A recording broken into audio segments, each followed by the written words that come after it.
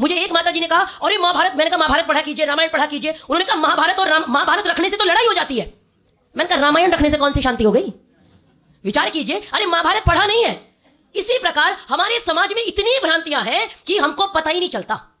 आज आर्य समाज को लेकर भ्रांति हुई और भ्रांति चली आ रही है। इसलिए मर्यादा पुरुषोत्तम श्री रामचंद्र के देश में, योगीराज श्री कृष्ण चंद्र जी महाराज के देश में लोग साईं को पूजने पे आ गए। हमारे यहां भगवान का इतना भाव हो गया।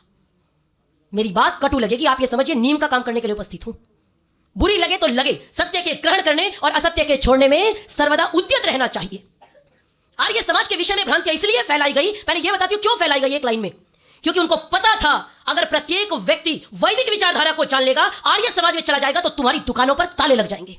देश की चिंता किसी को नहीं है, धर्म की चिंता किसी को नहीं है। मेरी भी दुकान चलनी चाहिए, तुम्हारी भी दुकान चलनी चाहिए, हम दुकान ही तो चला रहे हैं।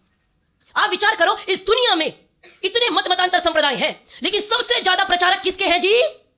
सत्य सनातन वैदिक धर्म को मानने वालों के। हमारे तो प्रचारक घूम रहे हैं सबसे ज्यादा, देश बचाएंगे, धर्म बचाएंगे। कौन घूम रहा है? हम। लेकिन अगर कहीं फिर भी समस्या हो रही है, ईसाई कौन बन रहा है? हम। इस्लाम में कौन जा रहा है? हम। हिंदुओं के नए मत मतांतर रोज बन रहे हैं नए नए, इनमें कौन गया जी? हम। इसका मतलब कहीं ना कहीं हम अपनी बात वहां तक नहीं पहुंचा पाए।